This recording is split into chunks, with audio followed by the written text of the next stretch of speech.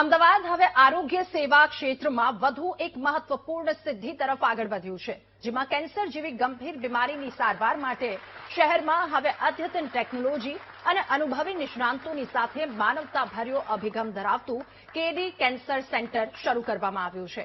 આજરોજ કેડી હોસ્પિટલ દ્વારા કેડી કેન્સર સેન્ટરનું ઉદ્ઘાટન કરવામાં આવ્યું. કેડી હોસ્પિટલ દ્વારા શરૂ કરાયેલા આ સેન્ટરમાં કેન્સરના નિદાનથી લઈને સર્જરી અને સંપૂર્ણ સારવાર સુધીની તમામ સુવિધાઓ એક જ છત હેઠળ ઉપલબ્ધ બનાવવામાં આવી છે, જેથી દર્દીઓને હવે વધુ સરળ, ઝડપી સારવાર મળશે.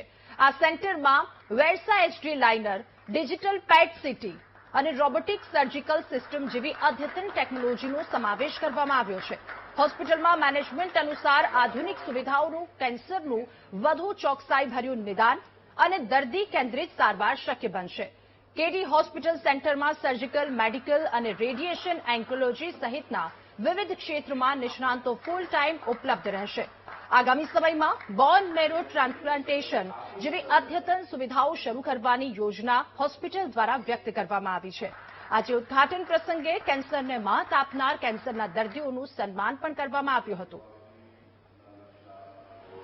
કેડી કેન્સર સેન્ટર આખું એક અલગ યુનિટ અહીંયા અમારા કેમ્પસમાં ઊભું કર્યું છે, જેમાં કેન્સરના દર્દીઓને ડાયગ્નોસ્ટિકથી લઈને ટ્રીટમેન્ટ બધી જ સુવિધાઓ એક બિલ્ડિંગમાં મળે, જેથી સર્જિકલ ઓન્કોલોજી છે, દરેક કેન્સરનું જે ટાઈપ છે એની સર્જરીઝ, રોબોટિક સર્જરીઝ, ડાયગ્નોસ્ટિક્સ માટે પેટ સ્કેન, સ્પેક્ટ સીટી, બ્રેકીથેરાપી અને ડિજિટલ મેમોગ્રાફી, કીમોથેરાપી, જે ઘણા દર્દીઓને કીમોથેરાપી જોઈતી હોય છે એનું આખું અલગ એક યુનિટ છે. રેડિયેશન થેરેપી, જેમાં અત્યારે ઇન્ડિયાનું સૌથી લેટેસ્ટ ટેકનોલોજીવાળું મશીન આપણે અહીંયા ઇન્સ્ટોલ કર્યું છે, તો રેડિયેશન થેરેપીની સુવિધાઓ છે. દર્દીની સારવાર થાય, એક રોગની સારવાર નથી થતી, તો કેન્સર રોગ માટે કદાચ આ બધી સુવિધાઓ પર્યાપ્ત હોય કે સર્જરી બી થાય છે, કીમોથેરાપી બી થાય છે, ઇમ્યુનોથેરાપી થાય, બોન મેરો ટ્રાન્સપ્લાન્ટ થાય, રેડિયેશન થાય, પેટ સીટી થાય, દરેક જાતની રેડિયો આયોડિન થેરેપી થાય, એ બરાબર છે.